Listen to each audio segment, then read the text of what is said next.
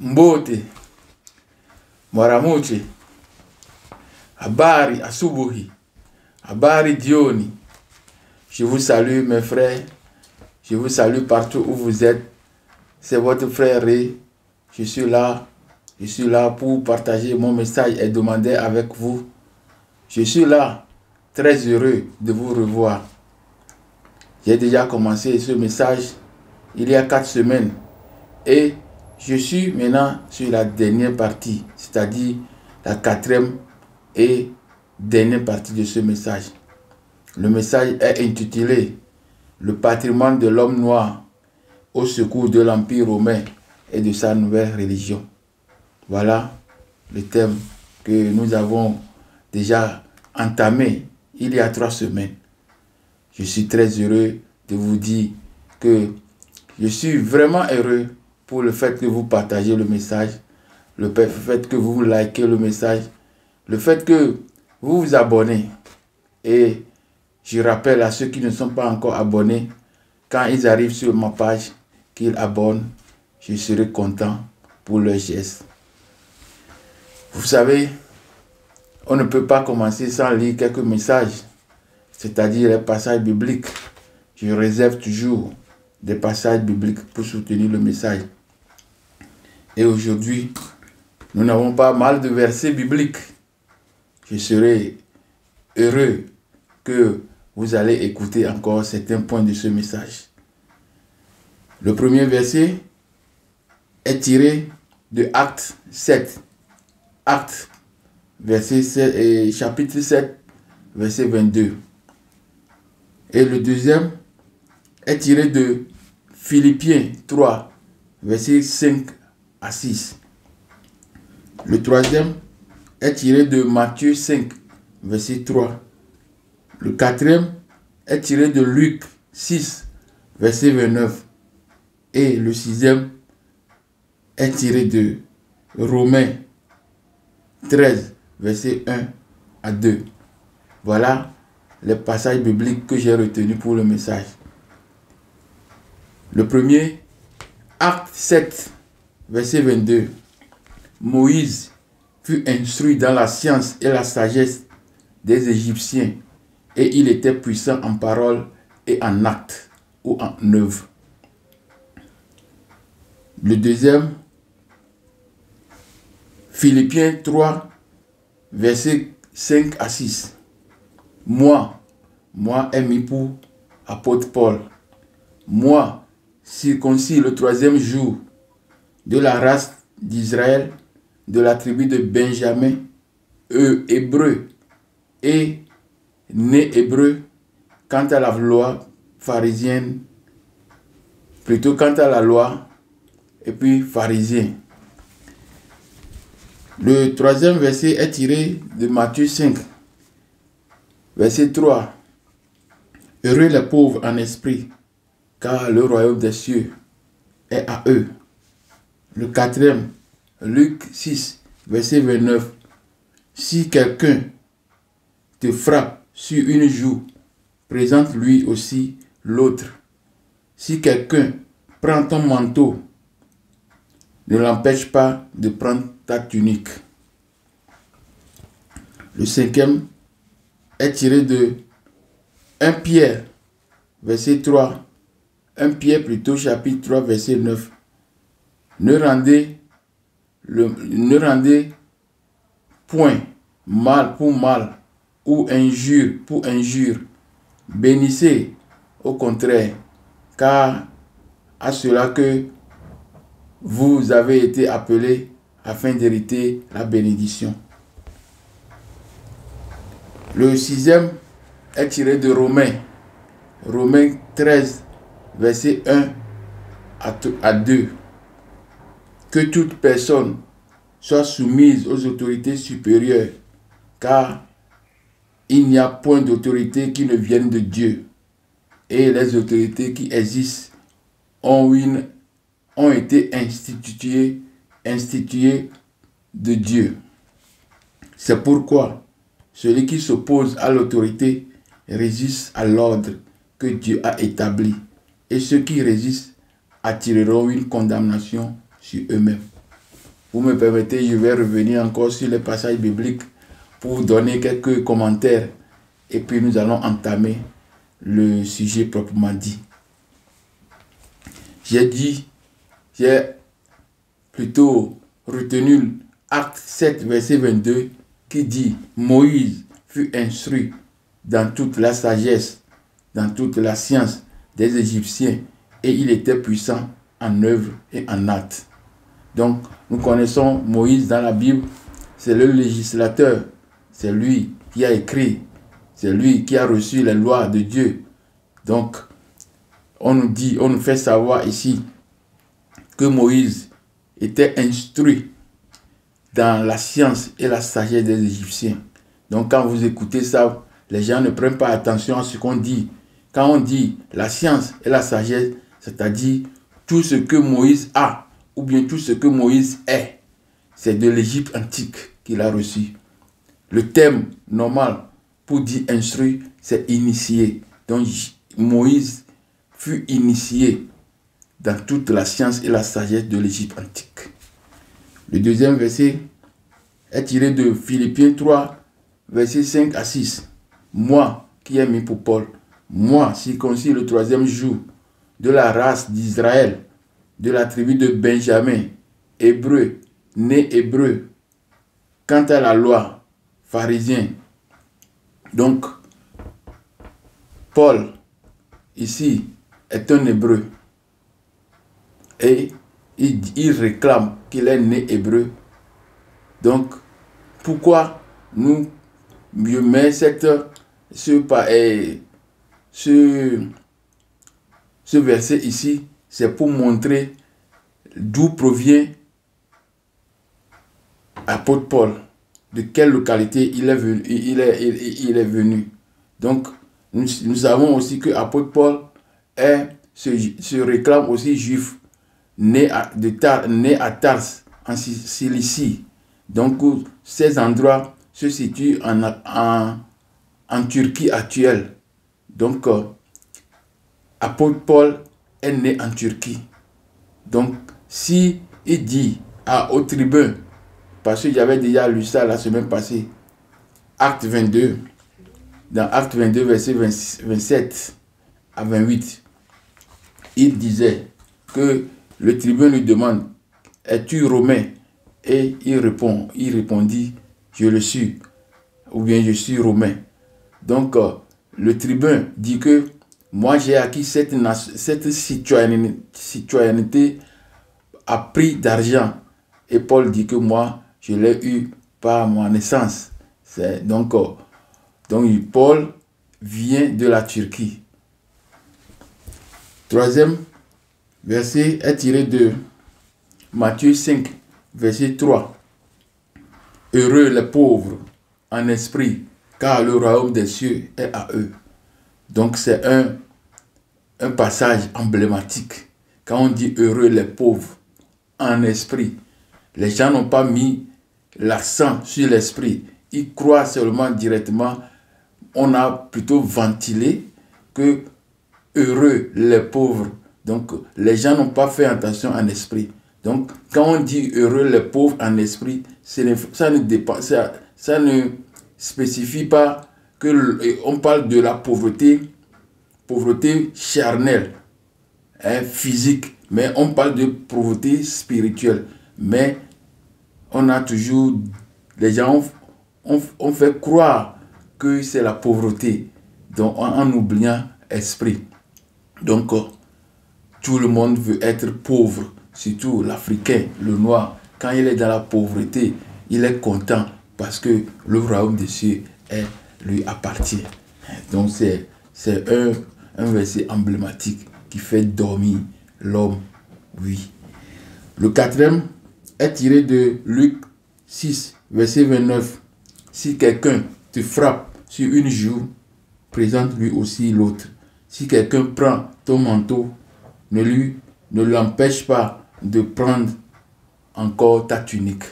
Donc, ce sont des versets dogmatiques qui enlèvent l'autonomie de l'homme, qui lui dit, quand on te tape, par la joue gauche, dont lui, la joue droite. Vraiment, ce n'est pas possible. Parce qu'on se dit déjà qu'on est au ciel et on laisse son corps, le corps qui doit représenter ou bien qui doit agir comme Dieu sur la terre. On essaie de le traumatiser, de le rendre néant. Donc ce n'est pas normal. Le 5e verset est tiré de 1 Pierre 3, verset 9. Ne rendez point mal pour mal ou injure pour injure. Bénissez au contraire, car à cela que vous avez été appelés afin d'hériter la bénédiction. Vous voyez, quelqu'un te fait du mal, au lieu de lui répondre, au lieu de le faire savoir qu'il te fait du mal, alors tu le laisses parce que tu veux la bénédiction. Ce sont des versets dogmatiques. Ce sont des venées de serpent qu'on a injectées dans l'homme pour le tétaniser. Et il ne peut plus réfléchir. Il fait comme, il respecte ce qu'on lui dit. Aujourd'hui, nous entamons le dernier point, c'est-à-dire le 3e point de ce message. Parce qu'il est divisé ou bien il est structuré le message sur 3 points. Et le 3e point, c'est ça qui va nous faire, qui va nous amener à finir cette étude ou bien cet intitulé aujourd'hui. Donc aujourd'hui, nous entamons le dernier point, c'est-à-dire le 3e point de ce message ou de cette étude qui est présenté comme suit. Pourquoi le patrimoine de l'homme noir est au secours de l'Empire romain et de sa nouvelle religion. Mais je reformulerai ce dernier point en disant comment et pourquoi le patrimoine de l'homme noir est allé au secours de l'Empire romain et de sa nouvelle religion. Pour répondre à cette question, nous avons besoin de savoir comment le patrimoine de l'homme noir est allé au secours de l'Empire romain et de sa nouvelle religion.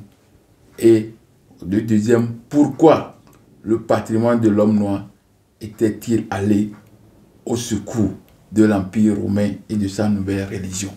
Voilà les 2 questions qui vont nous permettre de pouvoir comprendre ce 3e point qui est le dernier point de ce message. Le premier point, comment? Le premier point, comment? Ça veut dire, nous allons répondre par le biais. Comment le patrimoine est allé au secours de l'Empire romain? Comment c'était-il? Qu'est-ce qui s'est passé? Donc c'est par le biais du christianisme. Lui-même, un produit fini du judaïsme.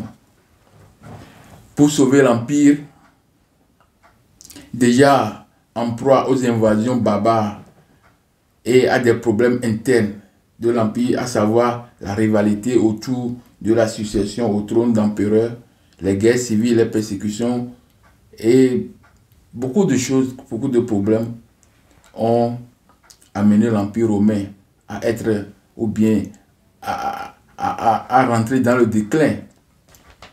Donc, pour sauver l'Empire, voilà, l'empereur Constantin a fait le choix du christianisme. Donc, le christianisme est le moyen par lequel les moyens et le patrimoine de l'homme noir est allé au secours de l'Empire romain. Ce point, le biais du christianisme, ce point est un point crucial. Si vous me permettez, je vais faire un rappel de la définition du christianisme. Le christianisme, il vient du grec Christianos, qui signifie disciple du Christ. Christiano, qui signifie disciple du Christ. Ou bien je peux dire que Christiano vient de Christos, signifie oint, et du isme, qui signifie doctrine ou philosophie. Littéralement, doctrine ou philosophie du Christ ou doctrine de Oin. C'est le mouvement religieux créé par les disciples du Christ, après sa disparition. Je voudrais vous informer que le nom Christ est ajouté à Jésus au concile de Nicée en 325.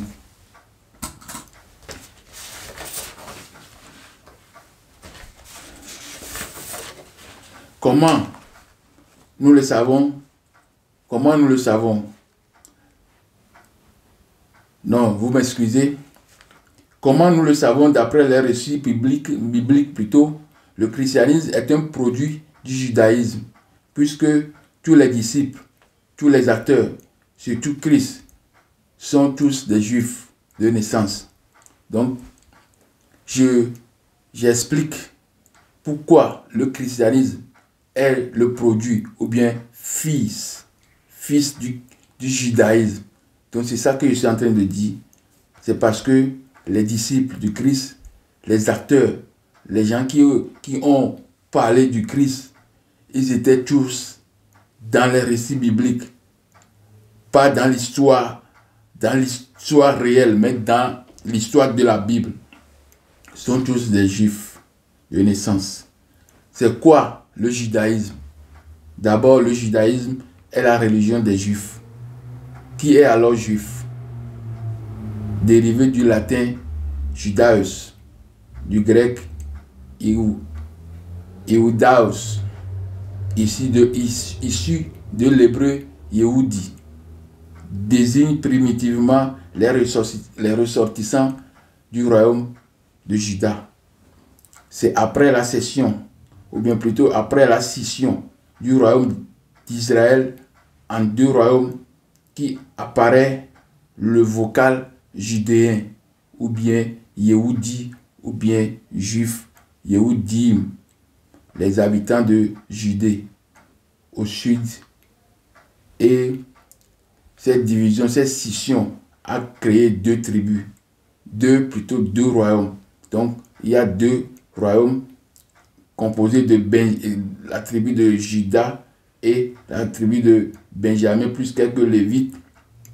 Ils sont restés au sud, et au nord, il y a les 10 tribus qui conservent le nom du royaume Israël. D'après les récits bibliques, tout ça là, c'est d'après les récits bibliques que nous avons vu ça. Mais dans l'histoire réelle, les choses là ne sont pas encore confirmées jusqu'à présent. À l'heure où je vous parle, il y a toujours des tiraillements pour confirmer une telle thèse. Mais je vous informe encore qu'aucune preuve n'est toujours établie jusqu'à présent pour montrer l'existence des 10 royaumes, des deux royaumes dont on parle, pour montrer leur existence. Donc, pour comprendre cette histoire-là, il faut lire 1 Roi 11, versets 29 à 32. Nous avons aussi appris que les Juifs ont fait 400 ans en Égypte. Ça, nous pouvons le lire dans Genèse 15, verset 13. Et ils étaient sortis d'Égypte par la même puissance de Dieu, Yahvé, à travers un exode gigantesque. Mais jusqu'à aujourd'hui, aucun document égyptien n'atteste un peuple au nom de Juifs ou Hébreux séjournant sur la terre d'Égypte. Seul un document égyptien atteste l'installation des partisans d'Akhenaton, c'est-à-dire l'inventeur du monothéisme, Akhenaton, et de leurs serviteurs assidus, les Asiates. Ces Asiates sont des gens, quand on fait des conquêtes, ou bien, quand on fait des conquêtes, les Asiates qui sillonnent la zone désertique de Cana, tout ça là, donc on les prend, on les captive et on les ramène dans le pays. Donc ils sont soumis directement au roi. Donc ils deviennent des serviteurs du roi. Seul un document égyptien atteste de l'installation des partisans d'Akhenaton, innovateurs du monothéisme, et de leurs serviteurs assidus, les Asiates, sur la terre désertique de Cana, par le pharaon Haï. Seigneur Dieu. Même en faisant des calculs du temps, du séjour des Hébreux, dont évoque la Bible, on est arrivé sur le chiffre de moins 270 années. Si on tient compte de l'arrivée de Joseph en Égypte et leur sortie de l'Égypte, ça tourne autour de moins de 270 ans. Supposons qu'ils ont comptabilisé 400 ans en Égypte, dont ils seront sortis de l'Égypte avec l'aide de Dieu. C'est-à-dire, oui, avec l'aide de Dieu, c'est-à-dire qu'ils ont fait les autres grâce à Dieu. Leur sortie de l'Égypte, c'est grâce à Dieu. Donc nous serons, je relis, supposons qu'ils ont comptabilisé 400 ans en Égypte. Donc ils seront sortis de l'Égypte avec tout l'esprit de l'Égypte, c'est-à-dire les traditions, les us et coutumes, et même la sagesse, et même aussi la spiritualité de l'Égypte antique. Donc s'ils ont fait 400 ans dans le pays d'Égypte, sur la terre, Kama, de l'Égypte, alors ils sortiront avec l'esprit de l'Égypte. Ils sortiront avec la vie de l'Égypte. Ils sortiront avec les us et coutumes de l'Égypte. Donc, c'est l'exemple de Moïse. Quand on dit qu'il était instruit dans toute la sagesse, nous dirons qu'il était, comment on dit, j'ai encore oublié le terme, vous me permettez, il était initié en Égypte antique. Donc, voilà le terme. Donc, je peux donner l'exemple que je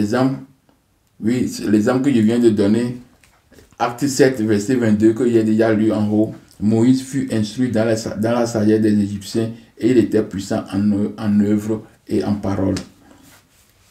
Et c'est ce que nous avons constaté dans la Bible.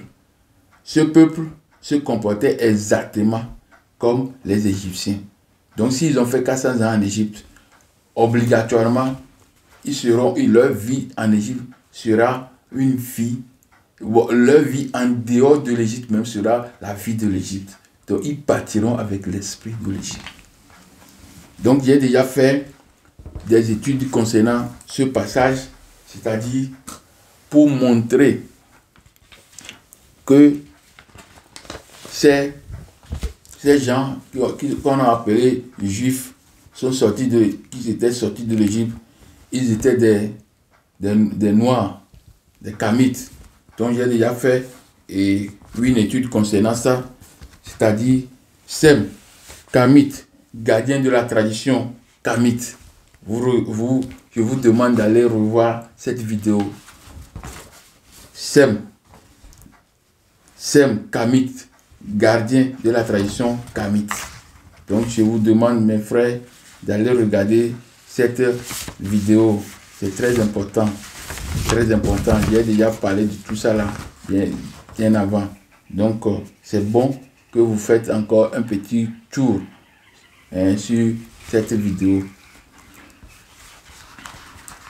Je continue. Vous me permettez, j'ai mélangé un peu mes pages ici. Bon, j'ai retrouvé, merci.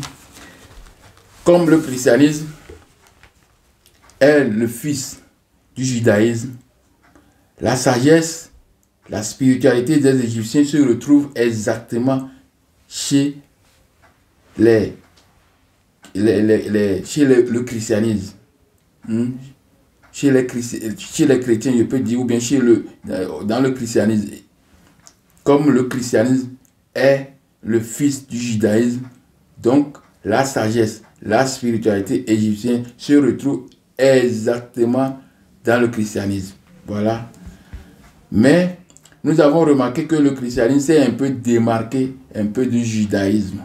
En plus des cultures égyptiennes, les traditions, les us et coutumes, il a pris le sacerdoce de l'Égypte antique en cherchant à faire les rites liturgiques des Égyptiens. Il a opté pour le Christ égyptien Osiris ou bien Osare en Jésus-Christ. C'est une copie, c'est le plagiat ça. Ce que les Juifs ont rejeté avec véhémence, pour eux, Jésus-Christ n'est pas encore venu. N'est pas encore venu. Ils attendent encore la venue du Messie. Donc, vous voyez qu'il y a déjà il y a déjà une grande différence. Parce que le christianisme est sorti, parce que Jésus, les apôtres, tout ça là, apôtre Paul, tout ce que Pierre, tout ça là, qu'on nous a dit dans la Bible, ils sont tous des Juifs. Donc, s'il y a la religion chrétienne aujourd'hui, donc c'est les mêmes gens du judaïsme qui sont devenus chrétiens. Donc, le produit du judaïsme est le christianisme. Mais la base qui est le judaïsme a rejeté le Christ. Mais la chrétienté, il a pris le Christ parce que c'est le vrai sacerdoce.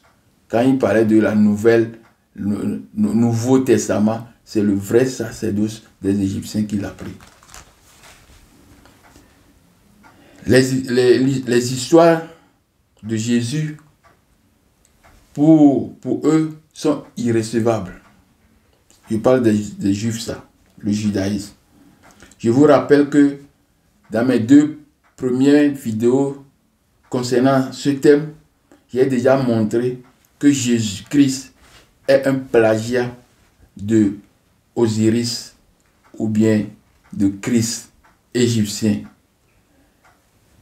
Donc, quand on dit Christ égyptien, c'est-à-dire c'est le gardien. Quand on dit Christ, c'est le gardien des mystères de Dieu, Amon, Dieu, Amora, Dieu, Imana, Imanara, Imanara. Amen. Celui qui est venu à l'existence par lui-même et a créé toutes choses. Donc quand on parle de Christ, c'est le gardien des mystères. Donc chaque fois quand vous voulez dire Christ, vous ne devez pas oublier de dire gardien des mystères.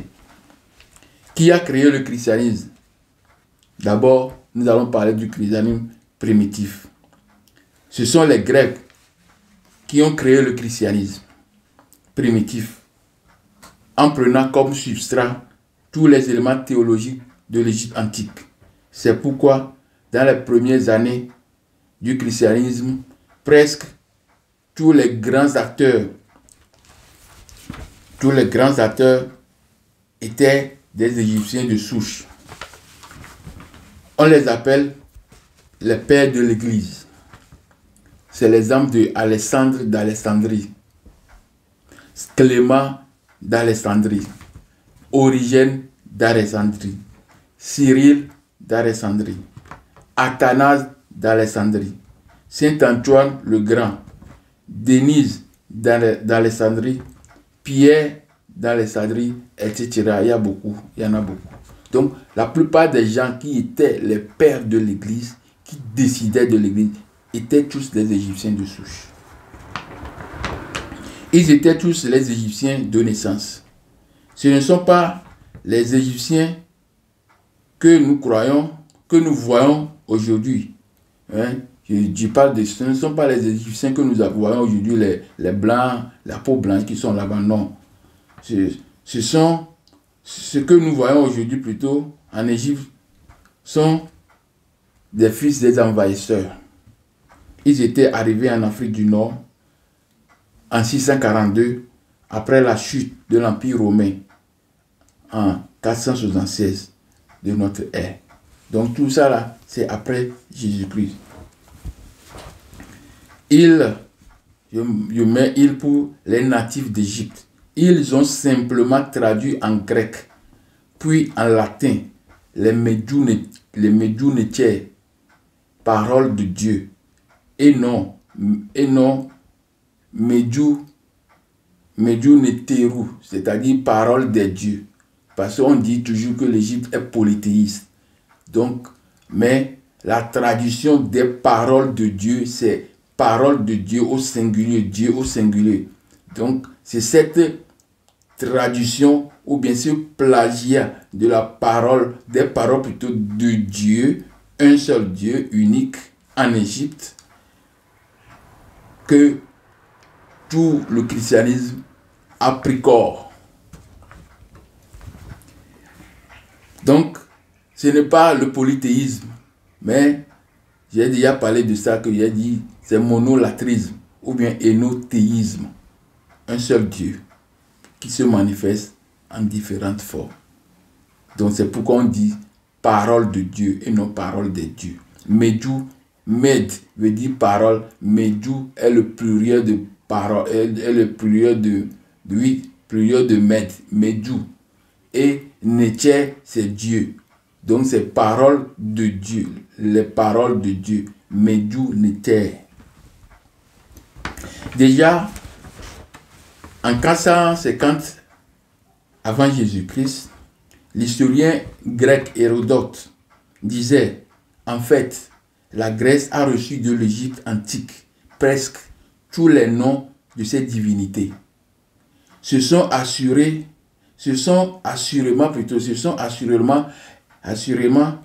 les Égyptiens qui les ont institués les premiers, et les Grecs les ont appris d'eux.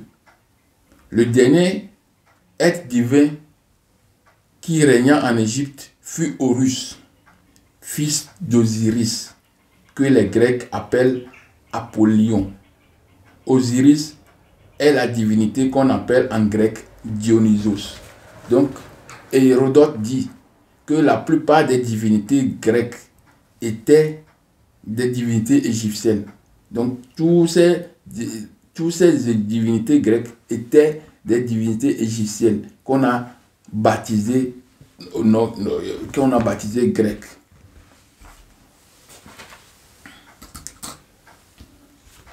Donc, je continue avec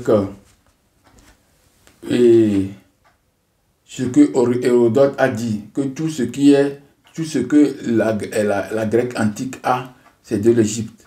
Donc, quand on parle de immortalité de l'âme, cette immortalité est basée sur Osiris. Il est dit que Osiris est né, mort et ressuscité pour guider le troupe de Ra, les hommes, vers la vie éternelle. Les hommes. Donc les troupes de Ra vers plutôt la vie éternelle. Donc quand on parle d'immortalité, c'est une notion de l'Égypte antique. Quand on parle de résurrection plutôt, la résurrection d'Osiris, guide de troupeau de Ra, fut appliquée à Jésus du christianisme. Donc Jésus aussi est guide de troupeau de Dieu. Alors qu'en Égypte, on disait Osiris, guide de troupeau de Ra. Le jugement des morts, c'est ce qu'on appelle encore chez les Égyptiens la psychostasie ou pesée de cœur. Le jugement de défunt, le cœur du défunt est placé sur une balance de maths.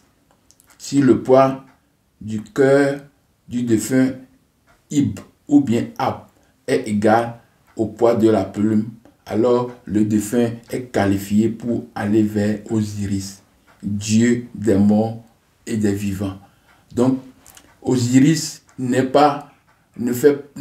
participe pas directement, comme la Bible nous a dit, Jésus viendra juger les vivants et les morts. Non.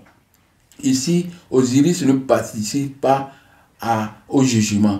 Le jugement est fait par d'autres dieux, et quand le défunt est admis, alors il peut aller vers Osiris. C'est ça. Parce que Osiris est tellement propre qu'il ne doit pas venir raconter des défunts déjà, des pécheresses ou bien des pécheurs. Donc quand on fait un extrait plutôt de Cosmogonie Kamite à la page 46, je vais essayer de lire là-bas. Cosmogonie Kamite à la page 46, c'est de Omotunde, Kalala Omotunde. Je vais lire ce passage. L'égyptologue anglais Wallis Budge rappelle que le personnage central de la religion égyptienne était Osiris et l'élément clé de son culte était la croyance en sa divinité. La mort, la résurrection et le contrôle absolu des destinées, des corps et âmes d'hommes. Le point central de la religion osirienne était l'espérance de la résurrection dans un corps transformé et immortalité. Budge ajoute encore que les Égyptiens croyaient en un dieu, Osiris, qui vécut sur la terre et connut une mort horrible, puis ressuscita d'entre les morts. Il ne fait aucun doute que les idées et représentations de certaines sectes chrétiennes découlent directement des Égyptiens. Dans la revue Le Monde des religions, l'égyptologue Jean Assmann partage cette analyse et il poursuit: l'immortalité signifie être délivré de la mort par une nouvelle vie dans l'au-delà. Cette notion africaine fut adoptée par les Juifs au 1er siècle et la résurrection d'Osiris fut appliquée à Jésus pour les chrétiens. Donc les gens, ils partagent tout ce qui est, les Juifs partagent et les chrétiens aussi prennent. Vous voyez, ils prennent tout de l'Égypte antique. C'est ça que l'égyptologue Jean Assmann dit ici.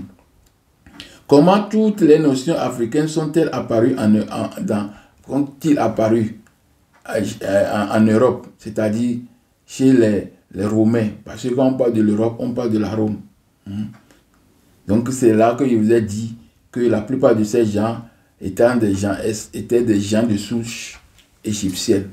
Donc voilà un extrait que je viens de lire dans Cosmogénèse Kamite de Niuseré Omotunde. Le jugement des morts, je viens de finir ça. Le quatrième ici, nous parlons du quatrième point ici, notion du Fils de l'homme. Non, le Fils de Dieu, pas Fils de l'homme.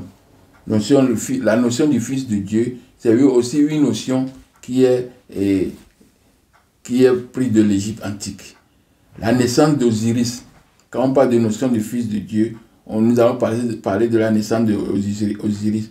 Cette naissance, je vais encore lire l'extrait du même fascicule à la page 19, quand on parle de naissance d'Osiris. À la page 19.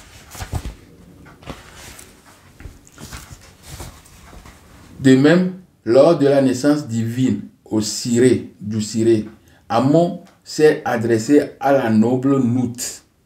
Quand je parle du Nout, j'ai déjà fait cette démonstration déjà.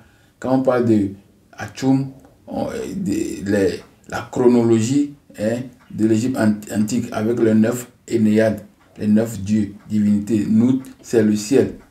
Et Geb, c'est la terre. Donc, de même, lors de la naissance divine de Siré, Amon s'est adressé à la noble Nout et lui déclara: mon fils, Osiré, est désormais dans ton sein. Ne crains rien à ce propos. Tu es celle que j'ai choisie pour m'aider à sauver encore une fois les hommes malgré eux. Osiré sera le signe de ma puissance et de ma bonté. Ainsi soit fait.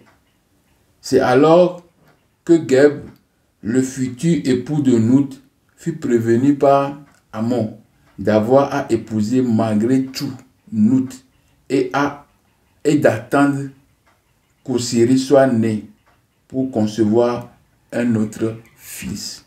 N'est-ce pas là la source du récit de Joseph, qui fut lui aussi prévenu de l'enfantement de sa future épouse? Voilà ce que le fascicule du Kalala Omotunde nous relate.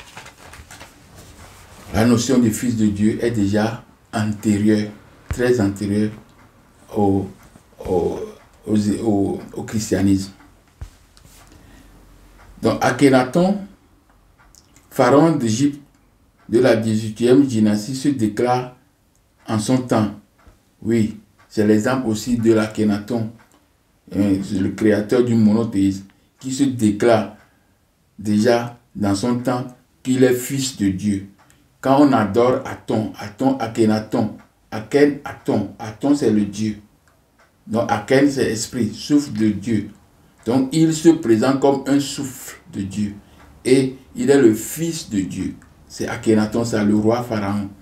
Donc quand on adore plutôt Aton, c'est Akhenaton qui est adoré. Donc c'est comme ça que dans la chrétienté, le Jésus et Dieu Yahvé sont égaux. Tout comme Akhenaton et Aton sont égaux.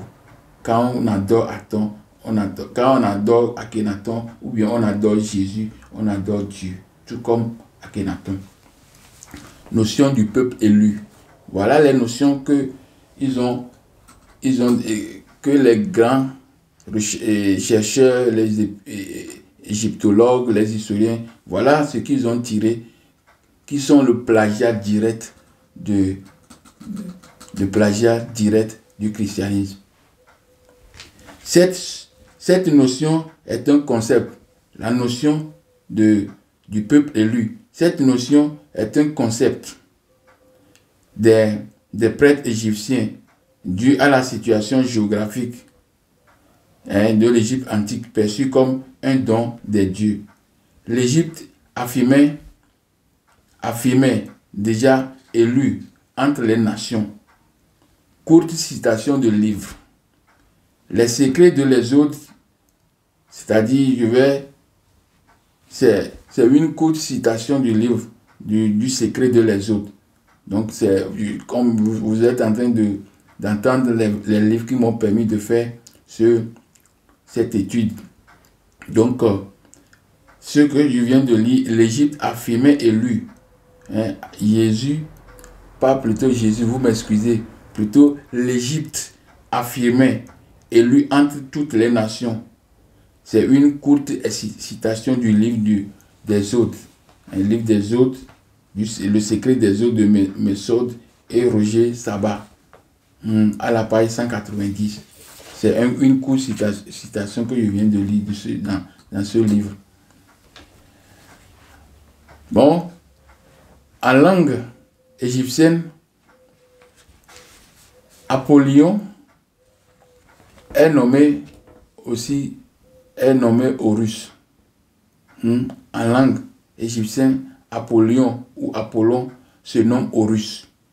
Déméter, je suis toujours dans la suite du plagiat. Donc, Déméter est nommé Isis. Artémis Boubasti. Déouti Gabriel pour les chrétiens et tout pour les Grecs. Chez les Grecs. Donc, la plupart des divinités égyptiennes, c'est-à-dire, je parle de l'homme noir, sont assimilées aux divinités grecques et plus tard aux divinités chrétiennes. Beaucoup de tests théologiques de l'homme noir africain a fait l'objet d'une longue série de plagiats par le christianisme. C'est ici le lieu de présenter certains tests théologiques égyptiens plagiés. 1. Hymne à Amon, moins de 2000 ans avant Jésus-Christ. Unique est Aton. Il n'y en a pas d'autre à part lui. Ô Dieu d'Israël, il n'y a pas de Dieu comme vous plutôt. La Bible, quand on regarde dans la Bible, Marc 12, verset 32, 200 ans après Jésus-Christ, le scribe lui dit, bien, maître, tu as dit avec vérité que Dieu est unique, qu'il n'y en a point d'autre que lui. Donc, ce sont des paroles de la Bible qui coïncident, qui sont directement le plagiat de l'Égypte antique. Quand on parle de l'hymne à Aton, et oui, l'hymne à Aton, les mêmes textes de l'Égypte antique est copié dans la Bible. Quand on ouvre la page, c'est-à-dire pas la paille, mais Matthieu 12, verset 32. Aseta Mout Neche, mère de Dieu. Aseta Mout Neche, mère de Dieu. C'est ça qu'on a repris Marie. Aseta Marie, mère de Dieu. Ik Henu Uret. Je suis la divine vierge. Ce sont des thèmes qu'on a repris directement dans la Bible. À la naissance de son fils divin, enfanté par Immaculée Conception, Aseta a dû fuir vers le marécage, car Seth, le nouveau souverain et oncle de Hérou, Horus, par les Grecs, le cherchait activement à le mettre à mort. Donc cela correspond au récit de la fuite de Marie. Marie et Joseph en Égypte, parce que le roi, le souverain Hérode, veut aussi le tuer. Donc ce sont des plagiats de l'Égypte antique.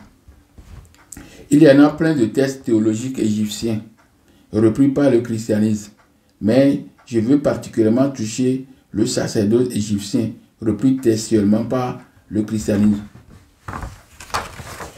Il s'agit du fondement, le fondement du christianisme. Il s'agit du fondement du christianisme.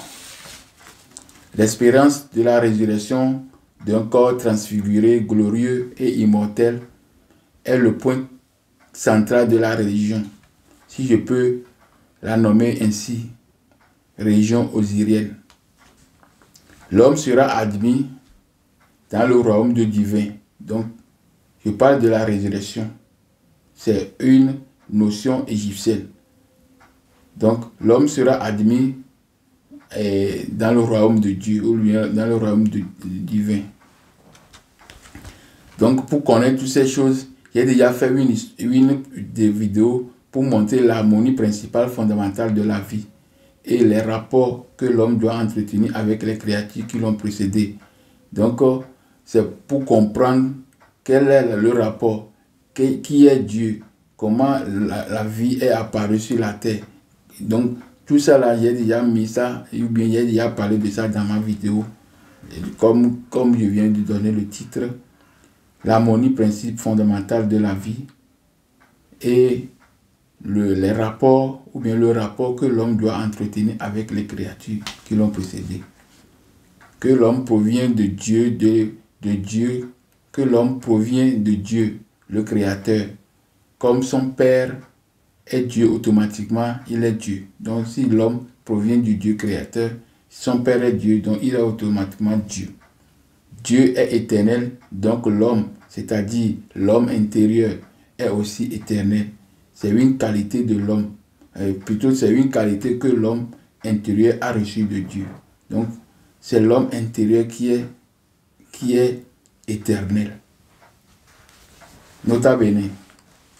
Notez bien. Les Égyptiens n'ont jamais prôné le retour d'Osiris. Comme l'Église catholique ou bien la chrétienté, ils ont prôné le retour du Christ. Mais ici, les chrétiens n'ont jamais prôné le retour d'Osiris sur la terre. Ils ne l'ont jamais prévu. Mais le christianisme a prévu le retour du Christ. Ce qui a produit une anxiété sur les fidèles. Ce qui a produit une anxiété pour les fidèles. Il a produit une peur intense, anxiété. Donc, ils ont peur que si je ne fais pas comme ça, je n'irai pas au ciel, Jésus va venir, tout ça là. Donc, ce sont des choses qu'ils ont essayé de mettre à l'œuvre pour canaliser l'homme ou bien les fidèles. C'est l'état dans lequel je peux dire que quand on parle d'anxiété, donc dans tout ce qu'on vient de voir, ces copies, et surtout maintenant, le retour du Christ qu'on a prôné, c'est ça qui a constitué l'état du christianisme aujourd'hui. Donc, c'est l'état dans lequel le christianisme a mis ses fidèles. Les enfants du Créateur qu'il a déjà créé libre, qu'il a déjà créé libre, ils sont déjà bénis. Donc, si nous lisons les premières lignes de la Genèse. Maintenant, le christianisme a confisqué de nouveau la liberté que le peuple ou bien l'homme a déjà acquis du Très-Haut. Je vous reverrai comme le sujet est un peu long.